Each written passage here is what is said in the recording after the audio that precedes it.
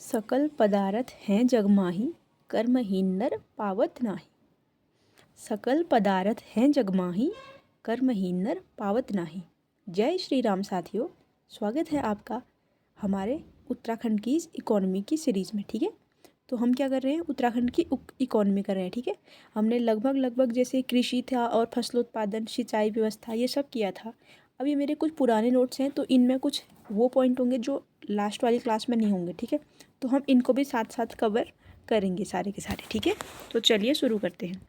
देखिए, तो गेहूं के बारे में बोलेंगे हम पहले। फर्स्ट में जो गेहूं फसल है हमारी, उत्तराखंड में सबसे ज़्यादा बोई जाने वाली फसलों में से एक है। ठीक है, यानी कि सबसे ज़्यादा कौन सी फसल बोई जाती है उत्तराखंड में? गेहूं बोई जाती है। ठीक है, और गेहूं के लिए कौन सी मिट्टी उपयुक्त होती है? दोमट मिट्टी। ठीक है, दोमट मिट्टी किसके लिए उपयुक्त होती है? गेहूं के लिए। ठीक है, अच्छा देखिए, उत्तराखंड में सबसे ज़्यादा कौन बोई जा रही है? गेहूँ। और गेहूँ ही विश्व में, संपूर्ण विश्व में सबसे ज़्यादा कौन उगाई जाती है? गेहूँ उगाई जाती है। ठीक है, और उत्तराखंड में भी गेहूँ। लेकिन अगर भारत के परिप्रेक्ष्य में बोले, भारत में सबसे ज़्यादा बोई जाने वाली फसल वो है चावल। ठीक है, भारत में सबसे ज़्यादा बोई जाने वाली फसल चावल, और अगर विश्व में सब गेहूँ, उत्तराखंड में गेहूँ। समझ गए? चलिए, तो सबसे ज़्यादा गेहूँ का उत्पादन कहाँ होता है उत्तराखंड में? नैनीताल में होता है। ठीक है, नैनीताल में होता है सबसे ज़्यादा किसका? गेहूं का उत्पादन। ठीक है, और उत्तराखंड में कितना? 29% कृषि भूमि का। ठीक है, जो कृषि भूमि का 29% भाग पे क्या की जाती है? गेहूं की खेती की जाती है। ठीक है, और गेहूं उत्पादन कुमाऊं में ज़्यादा है एज़ कम्पेयर टू गढ़वाल। वैसे भी कृषि भूमि कुमाऊं में ज़्यादा है ना गढ़वाल से, तो गेहूं उत्पादन भी किधर ज़्यादा है? कुमाऊं में, और गढ़वाल में कम है। ठीक है, और सबसे ज़्यादा गेहूँ उत्पादन कहाँ होता है? उधम सिंह नगर और हरिद्वार में। ठीक है, सबसे ज़्यादा गेहूं उत्पादन कहाँ होता है? उधम सिंह नगर और हरिद्वार में। देखिए, सब गेहूं उत्पादन में सबसे ज़्यादा कौन? उधम सिंह नगर है, हरिद्वार। सबसे ज़्यादा बोया कहाँ पे जाता है गेहूं? नैनीताल में। ठीक है, और देखिए गढ़वाल में और सबसे कम गेहूं कहाँ पे बोया जाता है? गढ़वाल में नहीं, सबसे कम गेहूं कहाँ पे उत्पादन होता है? रुद्रप्रयाग में। सबसे ज़्यादा उधम सिंह नगर, हरिद्वार, मैदानी जिले हैं, वहाँ पे गेहूँ का अच्छी फसल के लिए हो जाती है। ठीक है, अच्छा गेहूं के लिए औसत वर्षा कितनी चाहिए? 50 से 75 सेंटीमीटर। ठीक है, तो क्या क्या फैक्ट थे गेहूं में? देखिए, उत्तराखंड में सबसे ज़्यादा बोई जाने वाली फसल, विश्व में सबसे ज़्यादा बोई जाने वाली फसल, भारत में सबसे ज़्यादा चावल। ठीक है, और 29% भाग है। ठीक है, 30 नहीं है, ये नया डाटा में 29 आ रखा है। तो 29% कृषि भूमि का इसमें गेहूँ का उत्पादन होता है, और गढ़वाल में कम है कुमाऊँ के कंपेरिजन में। ठीक है, और सबसे ज़्यादा कहाँ पे? उधम सिंह नगर, हरिद्वार। सबसे कम रुद्रप्रयाग। और औसत वर्षा कितनी चाहिए होती है गेहूँ के लिए? 50 से 75 सेंटीमीटर। ठीक है, चलिए अब हम दूसरी सबसे ज़्यादा बोई जाने वाली फसल पढ़ेंगे, वो क्या है? चावल ऑब्वियसली। ठीक है, क्या है? चावल। और ये सबसे ज़्यादा कहाँ बोई जाती है साथियों? ये बोई जाती है उधम सिंह नगर और नैनीताल में। ठीक है, हरिद्वार मत बोलना। ठीक है, उधम सिंह नगर और हरिद्वार, नैनीताल में बोई जाती है क्या? ये चावल। ठीक है, उधम सिंह नगर और नैनीताल। देखिए, उधम सिंह नगर सबसे नीचे की बाउंड्री होगी, उसके जस्ट ऊपर क्या है? नैनीताल है। तो यहाँ पे सबसे ज़्यादा क्या होते हैं? चावल होते हैं। ठीक है, तो यहाँ पे धान के पेड़ बना दो लो, धान की बाली, उधम सिंह नगर और कहाँ पे? नैनीताल में। ठीक है, अच्छा इसके लिए कौन सी मिट्टी आवश्यक होती है? चिकनी मिट्टी या मटियार दोमट मिट्टी। किसके लिए? धान चावल के लिए। ठीक है, चिकनी मिट्टी या मटियार दोमट मिट्टी किसके लिए? चावल के लिए। और एक कृषि भूमि के 27% भाग पर, कुल कृषि भूमि के 27% भाग पे चावल बोया जाता है। ठीक है, अच्छा गेहूं के लिए औसत वर्षा कितनी थी दोस्तों? 50 से 75 सेंटीमीटर थी, है ना। और चावल के लिए कितनी है? चावल के लिए है आपकी 100 से 150 सेंटीमीटर। ठीक है, लेकिन कहीं पे ऐसे लिखा है 125 से 175 सेंटीमीटर, लेकिन आप इसी अराउंड में याद कर लेना, यानी कि 100 से 175 के बीच में जो भी लाइन वो पड़ेगा तो उसको अंदाज़ा कर लेना। ठीक है, और उत्तरकाशी में कौन सी घाटी थी लाल चावल के लिए प्रसिद्ध? शिराई घाटी। ठीक है, रामा शिराई घाटी था ना उसका नाम, रामा शिराई घाटी। कहाँ की? ये उत्तरकाशी की। ठीक है, लाल चावल के लिए प्रसिद्ध थी, और लाल चावल को ओडीओपी में भी डाल रखा है, ये जीआई टैग मिला है। अच्छा बताना मुझे। और तीसरी मुख्य फसल कौन थी हमारी? गन्ना। तीसरी क्या थी? गन्ना थी। ठीक है, तीसरी क्या थी? गन्ना थी, और गन्ना कुल कृषि भूमि के 10% भाग में बोई जाती है।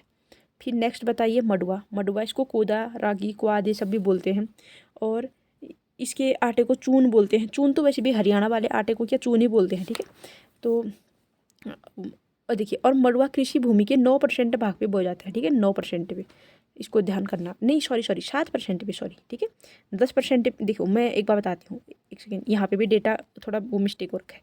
देखो इसको हटा दो, आप नया डेटा लिखो। गेहूँ 29%, इससे 2 कम करो 27% चावल, 10% गन्ना और 7% मडुआ। ठीक है, याद हो गया।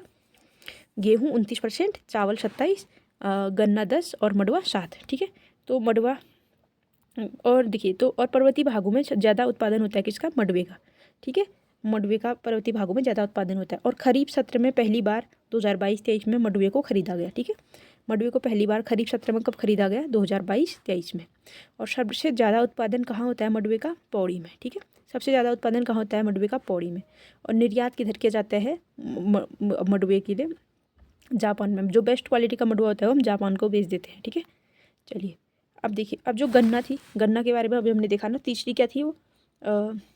मुख्य फसल थी। इसमें भी चिकनी दोमट मिट्टी चाहिए होती है जो धान के लिए। ठीक है, धान और जो गन्ना है इनके लिए हमको क्या चाहिए होती है? ज़्यादा चावल और गन्ने के लिए ज़्यादा पानी की आवश्यकता होती है। ठीक है, तो चिकनी दोमट मिट्टी इन दोनों के लिए आवश्यक होती है। ठीक है, अच्छा, और गन्ने के लिए वर्षा कितनी चाहिए? 100 से 200 सेंटीमीटर। 100 से 200 सेंटीमीटर वर्षा किसके लिए? गन्ने के लिए। और उसके लिए 100 से 175 सेंटीमीटर किसके लिए? धान के लिए। ठीक है, तो गन्ने के लिए ज़्यादा वर्षा चाहिए। और गेहूं के लिए कितनी थी? 50 से 75 सेंटीमीटर गेहूं के लिए। ठीक है, चलिए अच्छा, और सबसे ज़्यादा उत्पादन कहाँ होता है गन्ने का दोस्तों? उधम सिंह नगर में होता है। ठीक है, सबसे ज़्यादा उत्पादन कहाँ होता है? उधम सिंह नगर में गन्ने का। ठीक है, उधम सिंह नगर देखो सबसे लास्ट में क्या है? उधम सिंह नगर है ना, तो ये ऐसे सोचो कि हाँ ऐसे गन्ने बिछा रखे हैं। ठीक है, उधम सिंह नगर, और ऐसी करके बाउंड्री नहीं है लंबी करके, तो ऐसे करके लंबे लंबे गन्ने रख रखे हैं। ठीक है, तो उधम सिंह नगर में सबसे ज़्यादा क्या होता है? गन्ने का उत्पादन होता है। चीनी मिलें हैं कहाँ है? सारी उधम सिंह नगर में ही तो हैं, तो कहाँ होगा ऑब्वियसली? उधम सिंह नगर में होगा। ठीक है, अच्छा, टेम्परेचर क्या होता है गन्ने के लिए? 20 से 26 डिग्री सेंटीग्रेड। ठीक है, यानी कि लगभग रूम टेम्परेचर ही बोल सकते हैं, ज़्यादा गर्मी तो नहीं है ये, मतलब नॉर्मल टेम्परेचर है। ठीक है, औसत ताप चाहिए। अच्छा, और राज्य की सबसे पहली चीनी मिल, राज्य की सबसे पहली चीनी मिल कब स्थापित हुई? 1936 में। कहाँ? डोईवाला में। ठीक है, उत्तराखंड की पहली चीनी मिल कब स्थापित हुई? 1936 में। कहाँ पर? डोईवाला में। ठीक है, चलिए अब आप देखिए, देखिए रबी की फसल भी हमने कल देखी थी, रबी और खरीफ। हमने बोला था ना रबी गौ से गरीबी बोल करके याद किया था। और गेहूं वाले रबी में आएंगे, और जो गेहूं के साथ जो भी फसल होंगी सब रबी में आएंगे। अच्छा, ये बताओ मुझे, जब गेहूं कब बोते हो आप लोग? अक्टूबर नवंबर, यानी कि दिवाली के लगभग उस टाइम पे बोते हो ना। देखिए आशौज का महीना चला रहता है तब, आशौज का महीना, तो उसके बाद उसके साथ साथ ही उसको बोते हैं ना, तो अक्टूबर नवंबर में दिवाली होती है, तो उसी के अराउंड हम क्या करते हैं? गेहूँ की बुआई करते हैं। ठीक है, और कटाई कब होती है इसकी? मार्च या अप्रैल के टाइम पे। ठीक है, अप्रैल यानी कि देखो अप्रैल बैसाख, बैसाख के टाइम पे कटाई होती है। ठीक है, और इसके लिए औसत कम जल चाहिए होता है। ठीक है, जल कम चाहिए होता है गेहूं के लिए, जल तो धान के लिए चाहिए होता है ना। अच्छा, और क्या क्या थे? जैसे गेहूं के खेत में क्या बोलते हो तुम? मटर बोते हो, जौ, चना, सरसों, अलसी, ये सब क्या है? ये रबी की फसलें हैं। ठीक है, अच्छा, तो रबी की हो गई। अब बताओ मुझे खरीफ की, खरीफ की फसलें यानी कि धान, धान यानी कि या चावल बोलो आप, जो भी बोलो। ठीक है, तो देखिए धान कब बोते हैं हम? मई से जुलाई के बीच में बोते हैं। ठीक है, मई से जुलाई के बीच में। धान के लिए पानी ज़्यादा चाहिए होता है ना, पानी ज़्यादा होता है, तो बारिश कब होती है ज़्यादा? जुलाई अगस्त के अराउंड बारिश होती है, जुलाई अगस्त में। तो जैसे धान बो दिया, तो उसके बीजों को अंकुरित होने के लिए पानी की आवश्यकता होती है, तो उसको कब बोते हैं हम? मई से जुलाई के बीच में। मई से जुलाई के बीच में बो दिया। देखिए देखिए अप्रैल, अप्रैल में यहाँ काम खत्म हो गया ना, कटाई हो गई किसकी? गेहूँ की। अप्रैल में कटाई होगी, फिर मई से जुलाई के बीच में क्या बोएंगे हम? धान बोएंगे। ठीक है, मई से जुलाई इसलिए लिखा है, देखिए अगर पहले मई में बारिश नहीं आई तो नहीं बोएंगे धान, क्योंकि धान के लिए तो पानी चाहिए होता है। ठीक है, तो इस तरह से, वो तो मैं सिंचाई की बात नहीं कर रही हूँ। ठीक है, बस याद करा रही हूँ। अच्छा, और देखो कटाई कब होती है? कटाई होती है, और देखिए रबी की बुआई कब होती है? अक्टूबर से नवंबर में होती है ना, अक्टूबर से नवंबर में। लेकिन उससे पहले हम क्या करते हैं? जो खरीफ है उसकी कटाई करते हैं, नहीं कि असौज के महीने में धान वगैरह चूरते हो ना, धान, मडुआ, ये सब इनकी खेती ख़त्म करते हैं पहले, तो उसके बाद ही क्या लगता है फिर? उसके बाद हम रबी यानी कि गेहूँ की फसल, गेहूँ की खेती बोलते हैं इसको, उसको बो देते हैं। ठीक है, खैर याद हो गया होगा, इतना मैं किसको समझा रही हूँ। चलो अच्छा, दलहन, दलहन यानी कि दाल, दाल कुल कृषि भूमि के 6% भाग पे बोई जाती है। ठीक है, कुल कृषि भूमि के 6% भाग पे बोई जाती है दाल है। ठीक है, कुल दाल का 70% कुमाऊं में उत्पादित होता है। ठीक है, और जितनी दाल उत्पादन करते हैं हम, उसका भी 70% कहाँ से उत्पादन होता है? कुमाऊं में। ठीक है, कुमाऊं में सबसे ज़्यादा उत्पादन होता है। और कृषि भूमि भी किधर ज़्यादा थी? कुमाऊं में। सबसे ज़्यादा उत्तराखंड में कौन सी दाल होती है? गहत या कुल्थी बोलेंगे। ठीक है, सबसे ज़्यादा कौन सी दाल होती है? गहत। फिर क्या थी वो? गहत के बाद उड़द थी ना, उड़द, माश, ऐसे करके। और फिर तीसरी क्या थी, भट थी ना, भट, हाँ सोयाबीन। ठीक है, चलिए। और मोटा अनाज, मोटा अनाज किसको बोलते हैं, जैसे झंगोरा और बाजरा, इनको। और ये थोड़ा कम मोटा होता है, मडुआ और मादिरा। ठीक है, मडुआ मादिरा कम मोटा अनाज होता है। और मोटे अनाज में एकदम उसको लेते हैं, बाजरा और किसको, मक्के को। अच्छा चलो देखो, कृषिगत समस्याएं क्या है। ठीक है, कृषिगत समस्याएं देखेंगे। कृषिगत समस्याएं मतलब कृषि में क्या समस्याएं आती हैं, जो नई पीढ़ी है उसकी कृषि में कोई रुचि नहीं है। ठीक है, अभी आप लोगों को देखो, हम लोगों को देखो, हमें कृषि में कोई रुचि है, अगर होती तो हम पढ़ाई नहीं कर रहे होते। ठीक है, तो हम खेती बाड़ी में लगे रहते।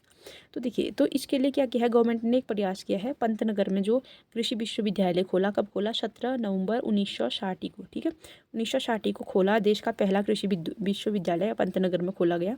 और 1960 में खोला जी।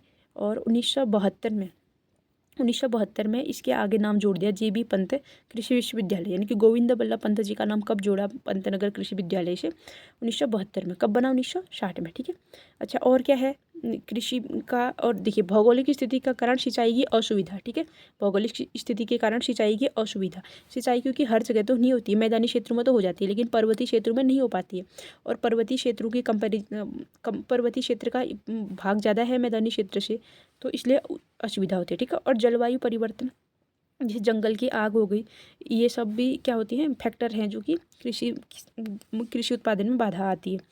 जैसे जंगल की आग के लिए हमने कौन सा ऑपरेशन चलाया था, ऑपरेशन बॉम्बे बकेट चलाया था ना, ऑपरेशन बॉम्बे बकेट। कब, 2024 में। ठीक है, 2024 में ऑपरेशन बॉम्बे बकेट क्यों चलाया था, जंगल की आग को बुझाने के लिए। जो बिनसर वन्य जीव अभयारण्य नहीं है, उधर आग बुझाई थी, वहाँ तो वो क्या कहते हैं, 2-3 लोगों की मौत भी हो गई थी। ठीक है, अच्छा ये देखो, और देखिए नहर के बारे में भी देख लो। जो राजपुर नहर है, राजपुर नहर देहरादून में है। कहाँ है राजपुर नहर, देहरादून में। किसने बनाई थी, महारानी कर्णावती, जिनको नकटी रानी कहा जाता है। पृथ्वीपति शाह की पत्नी, और पृथ्वीपति शाह की माँ और महीपति शाह की पत्नी थी जो महारानी कर्णावती। इन्होंने 1635 ईस्वी में जो मुगलों का आक्रमण हुआ था, तो क्या किया, जो मुगलों का सेनापति था नजावत खां या नवाजत खां जो भी है, उसकी सेना के नाक कान कटवा दिए थे। ठीक है, नजावत खान नाम याद रखना, एग्जाम में आया है। ठीक है, अच्छा और ऊपरी गंगा नहर, ऊपरी गंगा नहर ये कहाँ से है, हरिद्वार से कानपुर तक है। ठीक है, इनकी हरिद्वार से उत्तर प्रदेश तक इसमें सिंचाई की जाती है। कब बनी है, 1842 में से 1854 तक। ठीक है, 42 में वो क्या नाम था, 54 में इसका उद्घाटन किया था उसने, डलहौजी ने। ठीक है, डलहौजी ने उद्घाटन किया था। और देखिए अत्याधुनिक बीजों की कमी है, यानी कि जो आधुनिक बीज हैं उनकी कमी है, क्योंकि यहाँ तक ध्यान कोई देते नहीं है। ठीक है, अच्छा देखो, और Uttarakhand state seed certification, Uttarakhand state seed certification का गठन कब हुआ, 14 मार्च 2001। हम कल भी कर चुके हैं, याद होना चाहिए, थप्पड़ लगाओ नहीं हुआ है तो। ठीक है, तो उत्तराखंड स्टेट सीड सर्टिफिकेशन कब बना, 14 मार्च 2001। उत्तराखंड किसानों को उत्तम किस्म के बीज उपलब्ध कराने के लिए इसका गठन किया गया। ठीक है, state seed, Uttarakhand state seed certification अभी जो भी है। ठीक है, कब बना, 14 मार्च से 2001।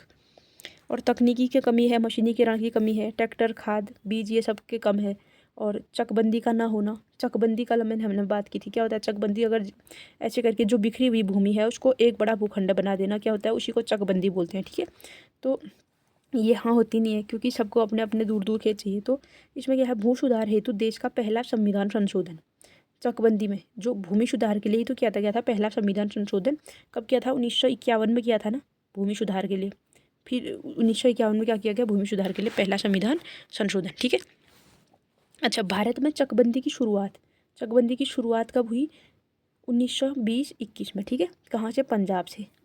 देखो चकबंदी की शुरुआत 1920-21 में हो गई थी, यानी कि जब असहयोग आंदोलन चल रहा था ना, उसके अराउंड होने लग गई थी।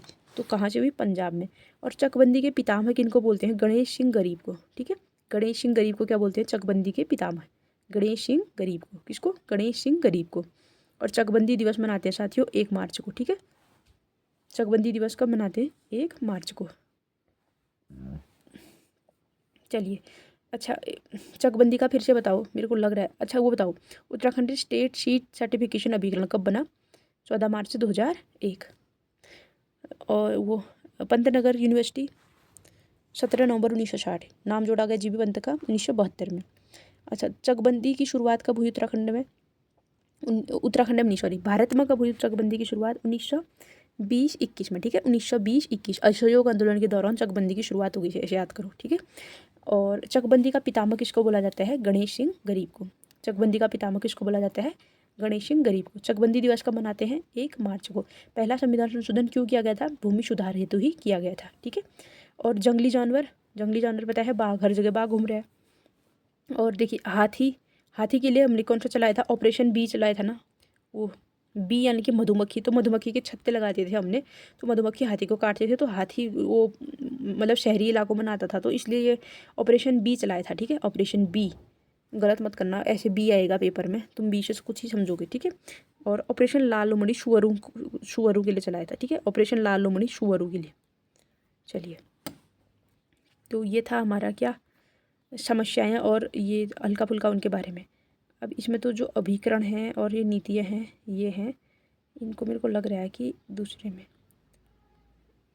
और उद्यान विकास अभी बहुत है यार साथियों इसमें, ये पुराने नोट्स हैं ना मेरे, नए वाले तो मैंने कल करा दिए, लेकिन ये भी कराने पड़ेंगे, ठीक है। चलो फिर 15 मिनट हो रही है क्लास अभी यार, कल इसको ले लेते हैं, ठीक है। चलिए, कुछ चीज़ें तो तुमको आती हैं, पिछली वाली क्लास देखी होगी तुमने, देखी है क्या? नहीं देखी तो मत देखना, ठीक है। अब कोई बात नहीं, कोई ना कोई तो दिखेगा ही। चलो, अच्छा देखो, उत्तराखंड में कृषि से संबंधित योजनाएं, कृषि से संबंधित क्या योजनाएं थी? सिलेबस में टॉपिक दे रखा है, बड़ा भयानक टॉपिक है, और सारे फैक्ट याद करने हैं इसमें, और अगर तुम्हारे अंदर हिम्मत है तो याद करके दिखाओ, ठीक है। चलो देखिए, 1988 से शुरुआत करेंगे हम। कब से? 1988 में। 1988 में शुरुआत होती है HARC की, ठीक है। हार्क बोलते हैं इसको, किसकी? हार्क की, Himalayan action research centre, Himalayan action research centre. Hark की स्थापना कब हुई? 1988 में। यही क्वेश्चन आएगा, हिमालयन एक्शन रिसर्च सेंटर कब बना? 1988 में। याद हो गया? नेक्स्ट क्वेश्चन में आइए, अब हम बात करेंगे KCC के, ठीक है। किसके बारे में? KCC यानी कि किसान क्रेडिट कार्ड। ये तो मैंने बहुत सारे एग्जामों में देख दिया, किसान क्रेडिट कार्ड का क्वेश्चन, ठीक है, तो तुम भी याद कर लो इसको। तो किसान क्रेडिट कार्ड योजना कब आई? अगस्त 1998 में आई, ठीक है। KCC योजना, किसान क्रेडिट कार्ड योजना कब आई? 1998। KCC 1998, हार के 1988, ठीक, 10 साल बाद है, ठीक है, ऐसे याद रख लो। और देखो 5 लाख करीब क्रेडिट कार्ड, 5 लाख किसानों के, देखो 5 लाख किसानों के क्रेडिट कार्ड खुल गए हैं, ठीक है। लगभग 4,88,000 समथिंग है, लेकिन 5 लाख करके याद रख लो, मतलब राउंड फिगर में, ठीक है। तो 5 लाख किसानों के क्या हो चुके हैं कि क्रेडिट कार्ड ओपन हो चुके हैं, ठीक है। अब नेक्स्ट देखिए, कृषि उत्पादन विपणन बोर्ड।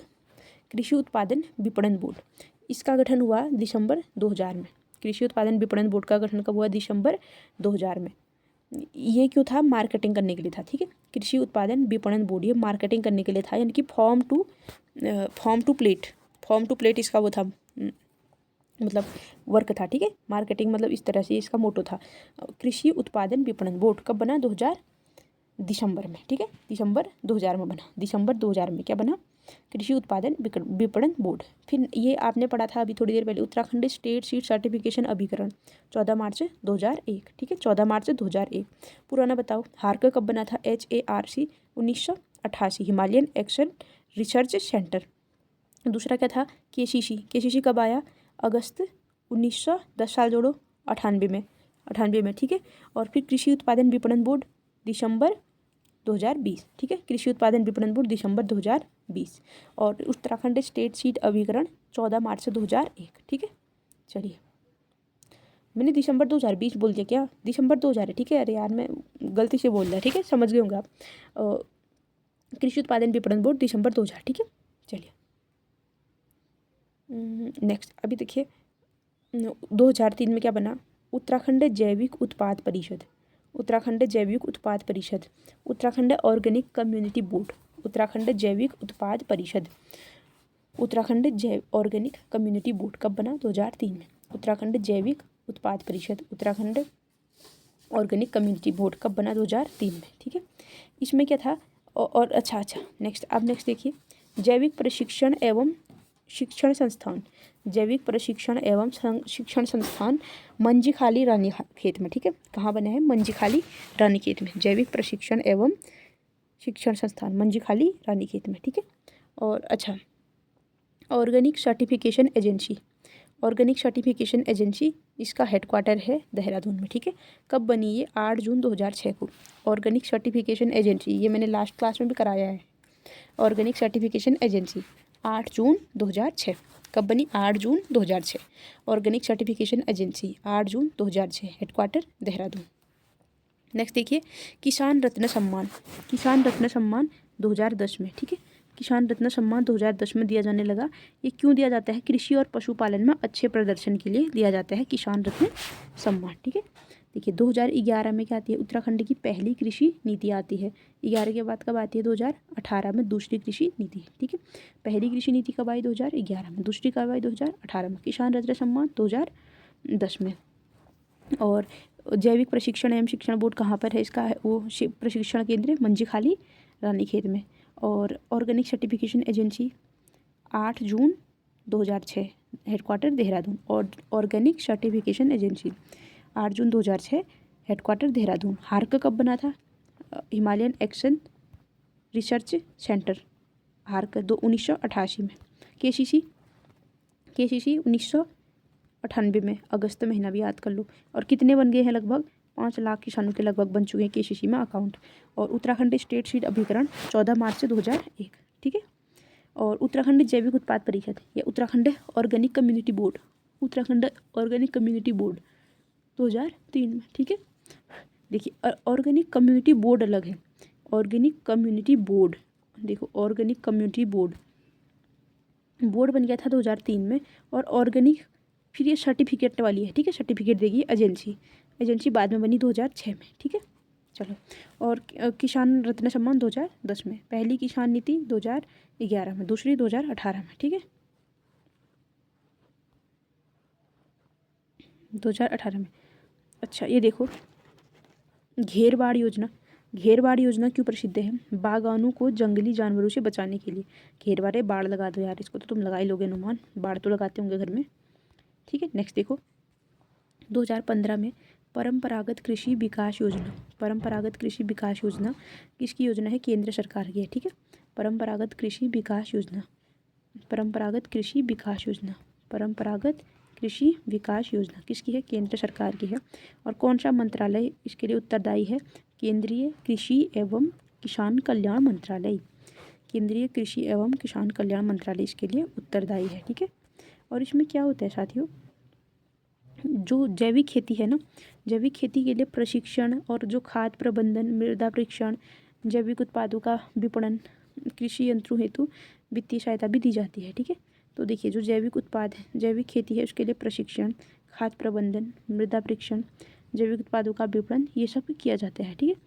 और इसके लिए वित्तीय सहायता भी दी सिखाई जाती है। किसमें? परंपरागत कृषि विकास योजना किसकी है? केंद्र सरकार की है। और कौन सा मंत्रालय? केंद्रीय कृषि एवं किसान कल्याण मंत्रालय। कब आई थी? 2015 में, ठीक है। पौषे परंपरागत, पौषे 15, पौषे परंपरागत, पौषे 15, ठीक है। परंपरागत कृषि विकास योजना, परंपरागत कृषि विकास योजना, परंपरागत कृषि विकास योजना, परंपरागत कृषि विकास योजना 2015, 2015, 2015। केंद्रीय कृषि एवं किसान कल्याण मंत्रालय, केंद्रीय कृषि एवं किसान कल्याण मंत्रालय, ठीक है। चलो, अच्छा नेक्स्ट देखो, 2016 में केंद्र सरकार ने चलाई थी एक ई नेम परियोजना, ठीक है। ई नेम परियोजना, ई से समझ जाओगे आप क्या है? इलेक्ट्रॉनिक, वो मतलब नेट के थ्रू चलता है जो, ठीक है, इंटरनेट से संबंधित होता है जो। तो नेम यानी कि नेशनल एग्रीकल्चर मार्केट, ठीक है, नेशनल एग्रीकल्चर मार्केट। ई नेम यानी कि नेशनल एग्रीकल्चर मार्केट, यानी कि मंडियों के लिए। कब आई है? 2016 में, ठीक है। 2016 में आई E NAM, national agriculture market, national agriculture market. और नेम से कितनी मंडियों को जोड़ा जा चुका है? उत्तराखंड की 20 मंडियों को, ठीक है। उत्तराखंड की 20 मंडियों को जोड़ा जा चुका है किससे? नेम से, ई नेम से। कब आई ई नेम? 2016 में आई, ठीक है। और देखिए उत्तराखंड में ई नेम परियोजना के तहत 5 मंडियों की स्थापना भी हो चुकी है। देखिए 20 मंडियों को तो जोड़ दिया है किससे? ई नेम से। और 5 मंडियों की स्थापना भी की है। इसमें से भी ज़्यादा कुमाऊं में बन रखी है, यानी कि, और वो भी सब कहाँ? उधम सिंह नगर में, और एक हरिद्वार में बनी है गढ़वाल की, ठीक है। तो 5 कौन कौन सी थी? 4 कुमाऊं में है, एक हरिद्वार में हो गई, ठीक है, गढ़वाल की। कुमाऊं में कौन कौन से? काशीपुर, गदरपुर, सितारगंज, किच्छा। काशीपुर, गदरपुर, सितारगंज, किच्छा। काशीपुर, गदरपुर, सितारगंज, किच्छा। काशीपुर, गदरपुर, सितारगंज, किच्छा। यहाँ पे ई नेम की 5 मंडियों की स्थापना हो गई है, ठीक है। 2018 में सेकंड कृषि नीति। पहली कब आई थी? 2011 में। 2011 में। किसान रत्न सम्मान 2010 में। साथ के साथ याद करो। और परंपरागत कृषि कल्याण योजना का वो कब आई थी? परंपरागत कृषि विकास योजना 2015 में आई थी, ठीक है। केंद्रीय कृषि एवं कल्याण मंत्रालय वाला वो उसके अधीन था। अब देखो, प्रधानमंत्री किसान सम्मान निधि कब आई? 2018 में आई, ठीक है। प्रधानमंत्री किसान सम्मान निधि आते हैं ना 2-2 हज़ार रुपये, तो वही वाली है ये, ठीक है। तो प्रधानमंत्री किसान सम्मान निधि, और ये हर एग्जाम में आई है, ठीक है। इसके बारे में डिटेल से देखेंगे हम। कब आई है? 2018 में तो आई, डेट भी याद करो, 1 दिसंबर 2018 को, ठीक है। 1 दिसंबर 2018 को आई। अच्छा मुझे ये बताओ, ये राज्य सरकार की है, केंद्र सरकार की? ये पूरी तरह से केंद्र सरकार की है, ठीक है। क्योंकि देखो मोदी जी ही तो वो करते हैं इसको, मैसेज आता है ना केंद्र सरकार का मोबाइल में आगे रुपये करके। और देखो कब आई थी? 1 दिसंबर 2019, 2018, माफ़ करना, 2018, 1 दिसंबर 2018 को आई। और इसकी पहली किस्त गई 19 में, ठीक है। मतलब लॉन्च कर दी थी दिसंबर 2018 में, लेकिन अब महीना तो लास्ट है साल का, तो कब होगी पहली किस्त लॉन्च? 2019 में। कब हुई? 24 फरवरी 2019। अरे हर चीज़ 14 फरवरी नहीं होता है, अरे 24 फरवरी याद करो, 10 दिन बाद याद करो, ठीक है। उसी दिन नहीं दिया मोदी जी ने, बाद में दिया, क्योंकि उस दिन तो तुम ख़त्म कर देते, घर बताते ही नहीं ना, इसलिए 10 दिन बाद दिया। तो 14 फरवरी 2019 को क्या आई? इसकी पहली किस्त आई। किसकी? प्रधानमंत्री किसान सम्मान निधि की। और इसमें कितने रुपए मिलते हैं? 6,000 रुपये मिलते हैं, ठीक है। 3 किस्तों में मिलते हैं, 2,000 2,000 2,000 करके 3 बार साल में। तो कितने हो गए? 6,000 हो गए। गिनती तो उन्हें, चलो। और इसका नोडल अधिकारी, ये एग्जाम में आया था ये क्वेश्चन, ठीक है। जो प्रधानमंत्री किसान सम्मान निधि है, इसका नोडल अधिकारी कौन होता है? ये आयुक्त एवं सचिव राजस्व परिषद होता है, ठीक है। कौन होता है? आयुक्त एवं सचिव राजस्व परिषद। और नोडल विभाग कौन होता है? राज्य कृषि विभाग। देखो, पीएम प्रधानमंत्री किसान सम्मान निधि का नोडल विभाग राज्य कृषि विभाग, और नोडल अधिकारी आयुक्त एवं सचिव राजस्व परिषद, ठीक है। आयुक्त एवं सचिव राजस्व परिषद का। पहली किस्त कब आई? 19 फरवरी 2019 को, ठीक है। 24 फरवरी 2019, सॉरी। अच्छा देखो, 2019 में जैविक कृषि अधिनियम आया, ठीक है। और ये हम कल बात कर चुके हैं। ये अधिनियम बनाने वाला पहला राज्य कौन है? उत्तराखंड है, ठीक है।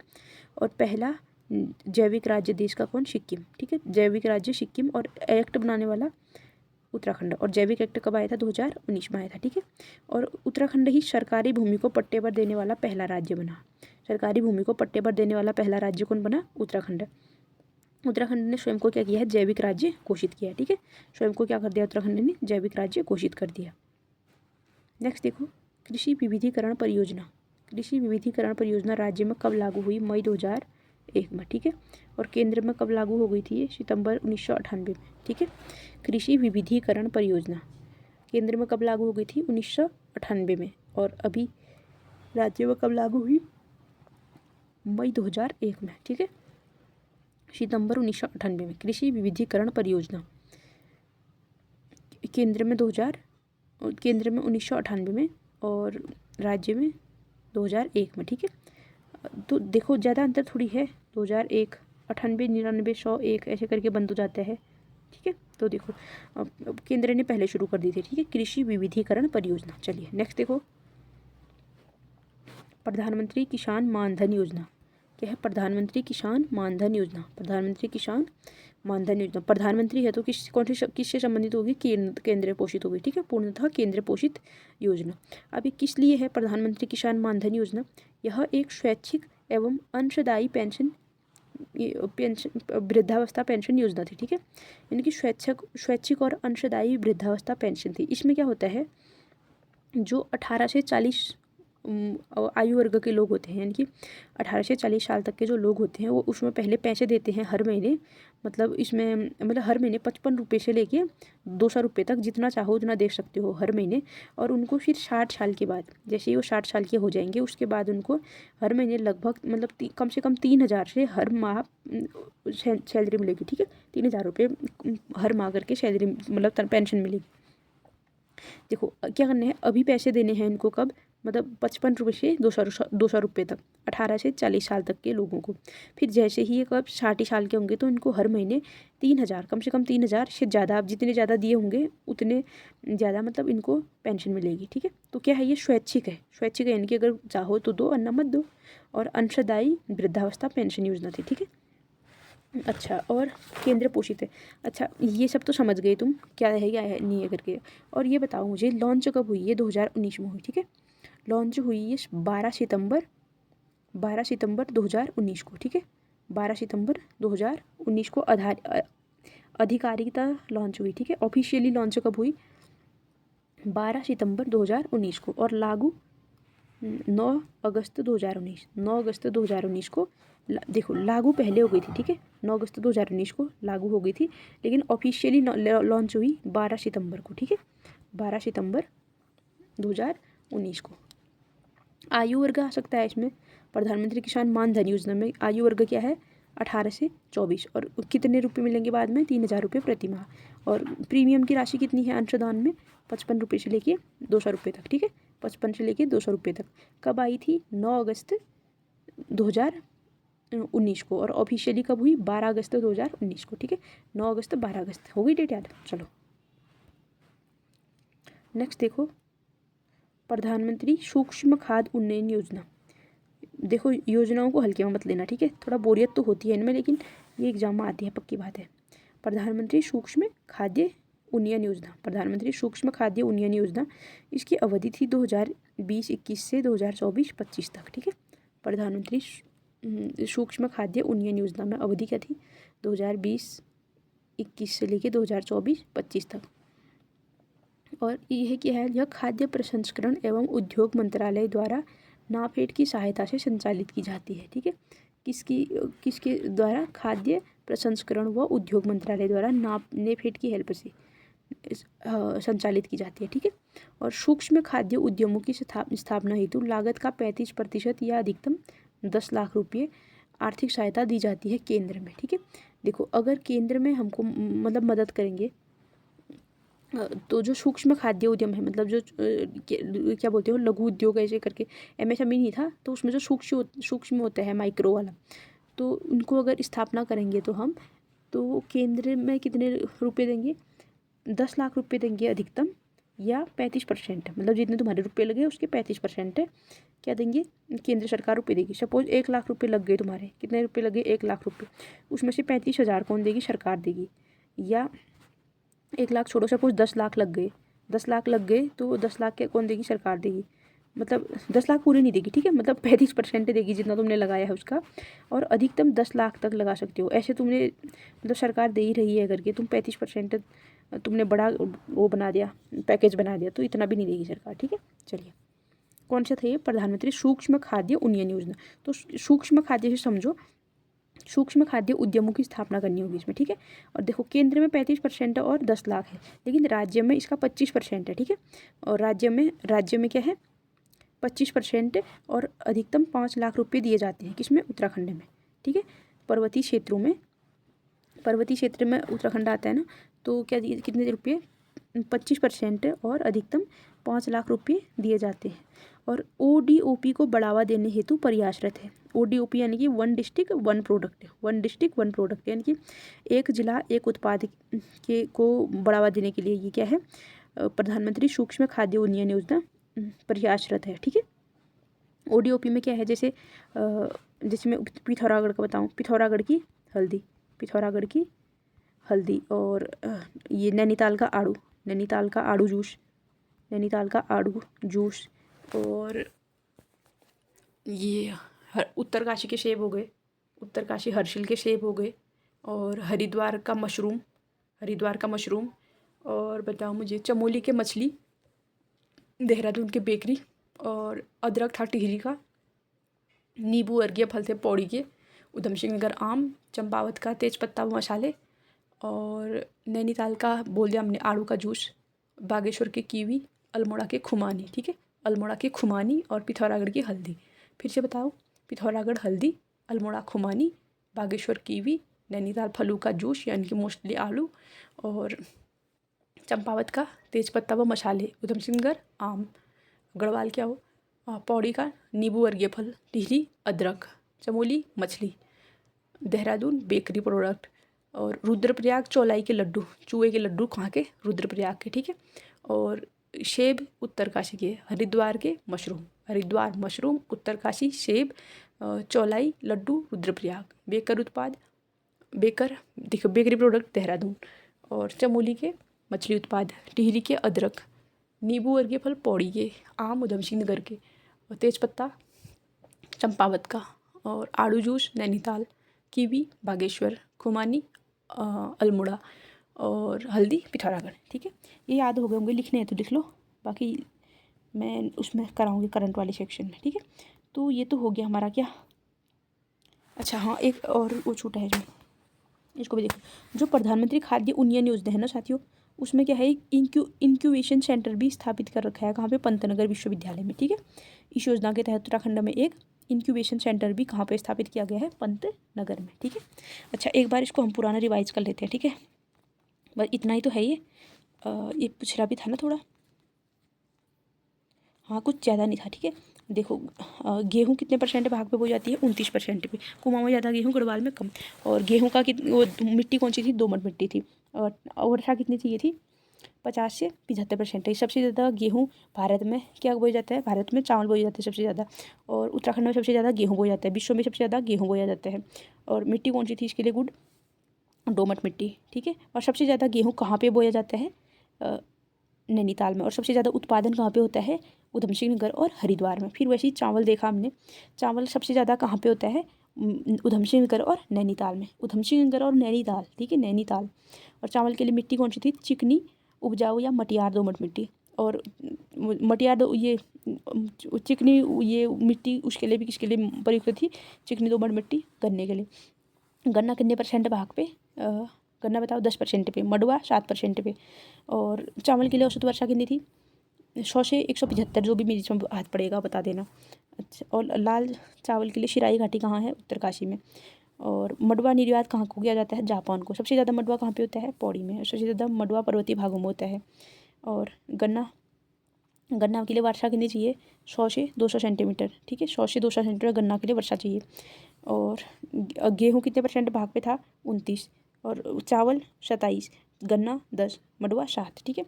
और टेम्परेचर कितना चाहिए गन्ने के लिए? 20 से 26%, 20 से 26%। और राज्य की पहली चीनी मिल कब बनी थी? 1936 में। कहाँ? डोईवाला में, ठीक है। डोईवाला में 1936 में पहली चीनी मिल बनी थी। और काटना पीटना तुम कर लेना यहाँ, ठीक है। अच्छा मेरे को ये बताओ, दलहन कितने परसेंट भाग पे बोई जाती है? 6% भाग पे बोई जाती है, ठीक है। कुल कृषि भूमि के 6% भाग पे क्या बोई जाती है? दलहन। और 7% भाग पे क्या? मडुआ, ठीक है। 7% भाग पे मडुआ, 6% भाग पे दालें। और दालें ज़्यादा कहाँ पे? कुमाऊँ में, ठीक है। कुमाऊँ में 70% दालें उगाई जाती हैं, जितनी दालें हैं उसका सारा कुमाऊँ में। सबसे ज़्यादा कौन सी? गहत या कुल्थी बोल दो। और और ऑपरेशन बॉम्बी बकेट कब चलाया गया? आग बुझाने के लिए बॉम्बी बकेट 2024 में, ठीक है, 2024 में। और उत्तराखंड स्टेट सीड सर्टिफिकेशन अभिकरण कब बना? 14 मार्च से 2001 को। चलिए और अच्छा चकबंदी का बताऊँ मुझे, चकबंदी भूले होगी नहीं भूले? अच्छा सबसे पहला संविधान संशोधन क्यों किया गया? भूमि सुधार के लिए, ठीक है, 1951 में किया गया। और चकबंदी की शुरुआत कब होती है? हमने कब बोला? असहयोग आंदोलन के दौरान, यानी कि 1920-21 में चकबंदी की शुरुआत होती है। कहाँ से? पंजाब से गोल खाता भी बोलते हैं इसको। चकबंदी की शुरुआत कहाँ से होती है? पंजाब से 1920-21 में। और चकबंदी के पिता किनको बोलते हैं? चकबंदी के पितामह गणेश सिंह गरीब को। चकबंदी दिवस कब मनाया जाता है? 1 मार्च को, ठीक है, 1 मार्च को चकबंदी दिवस मनाया जाता है। ऑपरेशन बी किसके लिए था? हाथी के लिए। ऑपरेशन लाल लोमड़ी शुगर के लिए। हार्क कब बना साथियों? 1988 में। 88 में hark, Himalayan action research centre, ठीक है। और फिर केसीसी कब बना था? 1998 में, अगस्त में। और कितने? 5 लाख लगभग। और कृषि उत्पादन विपणन बोर्ड, कृषि उत्पादन विपणन बोर्ड क्यों था? ये मार्केटिंग के लिए था। कब बना? ये दिसंबर 2000 में। और सर्टिफिकेशन अधिकरण तो बता दिया हमने, 14 मार्च 2001 को। उत्तराखंड जैविक उत्पाद परिषद, जैविक उत्पाद परिषद कब बना? 2003 में, ठीक है। उत्तराखंड जैविक उत्पाद परिषद। उत्तराखंड ऑर्गेनिक कम्युनिटी बोर्ड कब बना? 2003 में।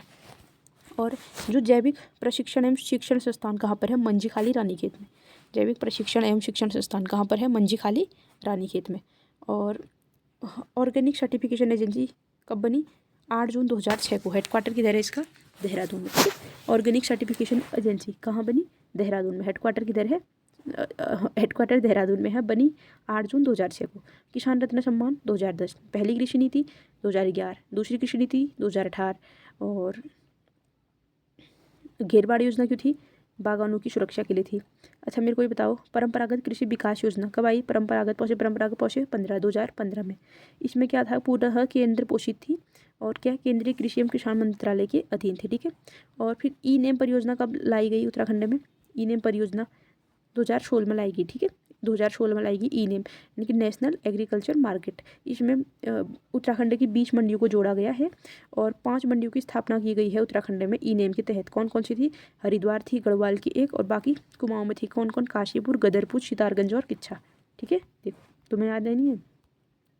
और प्रधानमंत्री किसान सम्मान निधि की बात की हमने, कब आई वो? 1 दिसंबर 2018 को आई। और पहली किस्त कब मिली? 24 फरवरी 2019 को, ठीक है। 24 फरवरी 2019 को। और इसका नोडल अधिकारी कौन होता है? आयुक्त एवं सचिव राजस्व परिषद, ठीक है। आयुक्त एवं सचिव राजस्व परिषद उत्तराखंड का। और नोडल विभाग राज्य कृषि विभाग, ये हमने बोल दिया। और सालाना 6,000 रुपये 3 किस्तों में आते हैं, बोल दिया हमने। और जैविक कृषि अधिनियम कब आया? 2019 में। पहला राज्य कृषि अधिनियम लाने वाला पहला जैविक राज्य सिक्किम। और उत्तराखंड क्या है? सरकारी भूमि को पट्टे पर देने वाला भी पहला राज्य है, ठीक है। चलिए फिर हमने देखा कृषि विविधीकरण परियोजना केंद्र में कब आई थी? सितंबर 1998 में। सितंबर 1998 में केंद्र में आई थी और राज्य में 2001 में आई थी, मई, ठीक है। मई 2001 में राज्य में आई थी और सितंबर 1998 में केंद्र में आई थी कृषि विविधीकरण परियोजना। फिर हमने देखा कृषि प्रधानमंत्री किसान मानधन योजना। प्रधानमंत्री किसान मानधन योजना क्या थी? स्वैच्छिक और अंशदायी वृद्धावस्था पेंशन थी। इसमें कितने रुपए देने थे? 55 से 200 रुपये महीने दे के कौन से एज के लोग थे? 18 से 40 साल के लोग थे, उनको देके फिर उनको बाद में 3,000 रुपये से करीब 60 साल के बाद पेंशन दी जाएगी। और कब लागू हुई है? 2019 में आई, ठीक है। 2019 में आई, 9 अगस्त 2019 को घोषणा हुई थी इसकी और ऑफिशियली लागू हुई है, ऑफिशियली लॉन्च हुई 12 सितंबर 2019 को, ठीक है। 9 अगस्त को 2019 को लागू हो गई थी और अधिकारिता लॉन्च कब हुई? 12 सितंबर 2019 को, ठीक है। चलिए प्रधानमंत्री सूक्ष्म खाद्य उन्नयन योजना। प्रधानमंत्री सूक्ष्म खाद्य उन्नयन योजना 2020-21 में, ठीक है। 2020-21 में स्टार्ट हुई, 2024-25 तक, 2020-21 से 2024-25 तक। और ये किसकी? हाँ इसमें ये याद रखना जरूरी है, खाद्य प्रसंस्करण उद्योग मंत्रालय द्वारा किसकी हेल्प से? नाफेड की हेल्प से, ठीक है। नेफेड की हेल्प से, नेफेड की हेल्प से। और हाँ इसमें क्या था? खाद्य उद्यमों के लिए लागत का कितना परसेंट देंगे? 35% या 10 लाख रुपए देंगे केंद्र में, ठीक है। और राज्य या पर्वतीय क्षेत्रों में कितने? 25% या 5 लाख रुपए दिए जाते हैं। और ये क्या है? किसके लिए प्रयास था? ODOP के लिए। बताओ मशरूम कहाँ का ODOP है? हरिद्वार का, ठीक है। चलो और कीवी बागेश्वर का। बाकी नहीं पूछ रही मैं, ठीक है, डरो मत। इस योजना के तहत उत्तराखंड में इंक्यूबेशन सेंटर की स्थापना की गई। किसके तहत?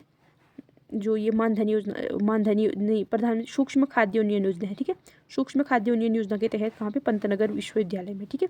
अच्छा ODOP में बताई दो फिर मेरे को। टिहरी का क्या था? टिहरी का क्या था ये बताओ। पिथौरागढ़ की हल्दी। और अदरक कहाँ का था? अदरक। और तेज पत्ता कहाँ का था? चंपावत का। टिहरी का क्या था? टिहरी का अदरक ही था, ठीक है। और चमोली की मछली थी। उत्तरकाशी के सेब हो गए। और चौलाई लड्डू कहाँ के थे? रुद्रप्रयाग के, ठीक है। केदारनाथ गए तुम, चौलाई लड्डू खाते खाते आए, ऐसे याद रखो। और नींबू वर्गीय फल कहाँ के थे? पौड़ी के, ठीक है। पौड़ी के नींबू वर्गीय फल। और नैनीताल का आड़ू का जूस था। अल्मोड़ा का क्या था? खुमानी। अल्मोड़ा लिखा खाते हैं खुमानी, ठीक है। चलिए और आम का क्या था साथियों? उधम सिंह नगर का, ठीक है। आम का क्या था? उधम सिंह नगर का, ठीक है। ये हमारा जो SSC का सिलेबस है, UK SSC का, तो उसमें से देखो हमने क्या क्या कर लिया है। कृषि कर लिया, प्रमुख फसलें कर ली, व्यावसायिक कृषि एवं कृषिगत समस्याएं कर ली। ये सब हम कल वाले में कर चुके हैं। जैसे उद्यान, पुष्प, सब्जी, फसल, मछली उत्पादन, पशुपालन। और फिर ये उद्योग वाला चैप्टर करते रहेंगे, ठीक है। अभी थोड़ा टाइम है लगेगा इसमें। और फिर पलायन का संकट और रोजगार वृत्तियाँ इनको करते रहेंगे, ठीक है। तो चलिए साथियों, चलिए फिर इसको नेक्स्ट क्लास में करते हैं, ठीक है। बाकी आगे को चलिए उद्यान वगैरह नेक्स्ट में करते हैं, ठीक है। तो कृषि हमारी हो गई कंप्लीट, ठीक है। अच्छा थोड़ा परीक्षा वाणी का भी टच लेना पड़ेगा इसमें। हालांकि परीक्षा वाणी का ही है ये सारा पढ़ा हुआ, लेकिन बुक से भी दिखा देंगे ना एक बार, ठीक है, कुछ छूट ना जाए। चलो फिर, जय श्री राम।